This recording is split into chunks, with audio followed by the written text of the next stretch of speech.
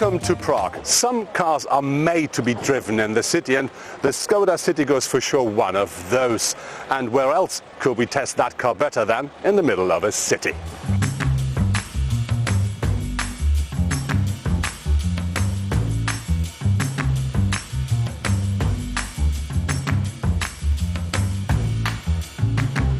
Our test car features the 1-liter petrol engine with 75 horsepower.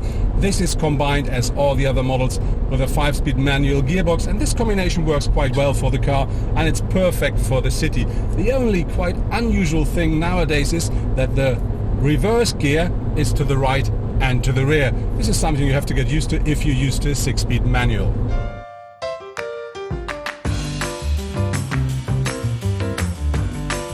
All engines of the Citigo are 1-liter engines. We do have 2 petrol with either 60 or 75 brake horsepower. On top we have a CNG, so compressed gas engine, that features 68 horsepower. Gear shifting with all the models is with a 5-speed manual gearbox. Very important are the figures regarding to the fuel consumption. The petrol engine should only take 4.4 litre per 100 kilometer driven. With the CNG it's 4.5 kilogram of gas.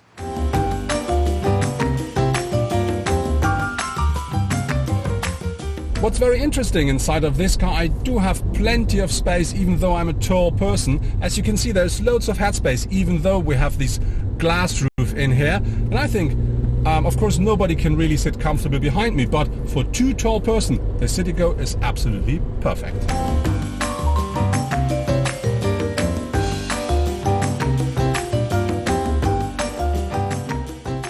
The materials and the craftsmanship inside of the Citigo is absolutely fine. We do find some glossy materials here which are really looking great, but I have to be honest, we have the Monte Carlo edition on board, which means we really have nearly everything. And what I really like are these multicolor seats in here.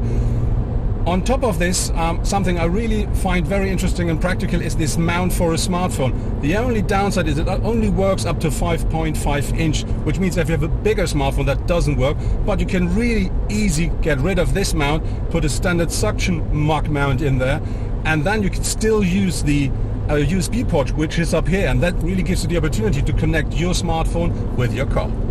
The Citigo not only offers plenty of space for passenger and driver, it also offers enough boot space. We do have here a boot size of 251 up to 959 liters of maximum capacity, and I think for a car of that size, that is more than okay.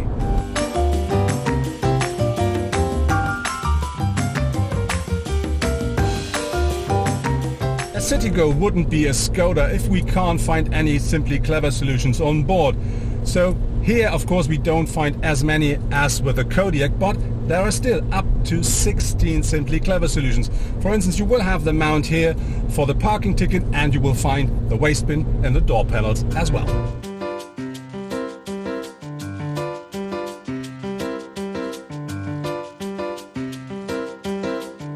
The most changes during the facelift we're going to find at the front of the car. So we do have a completely new hood, a new grille, and a redefined bumper, which includes the fog lights as well as the bending light system. Because we're driving the most sporty version, which is called Monte Carlo, we also find a front spoiler and this black frame around the grille. At the side of the car, the first thing you see are these 16-inch black rims, and they come as standard with the car. On top of this, with the Monte Carlo edition, you find this black rear view mirror and, very important, this black foil down here, which gives them an extra sporty look. And then we do have black rear windows, and very important, we do have the Monte Carlo sign as well. And to make the car more sporty, it's lowered by 15 mil regarding to the standard car. At the rear of the Citigo, we now find these tinted taillights, where I think they really give the car the extra kick. And because we drive the most sporty version, we do have this roof spoiler up here. We do, of course, have this flag foil here. And because it's so sporty, we do have a diffuser as well. After the facelift, the Skoda Citigo is still the perfect city car. Yes, of course, it's a lot more modern. But there are some things I really do like with the car. One thing is, even me as a very tall driver, it's a perfectly in the car and have plenty of space. And then we do have this mount for your mobile devices that works really great, and it gives you a connection to the car, which means you can, for instance, use your mobile phone as a mobile sat-nav. And then when you look at the trim levels, and especially at the high trim levels, Monte Carlo and style, they come with loads of standard equipment, so you don't have to pay extra for every little thing. This is something I really like because the style starts a little bit above 12,000 euros in Germany.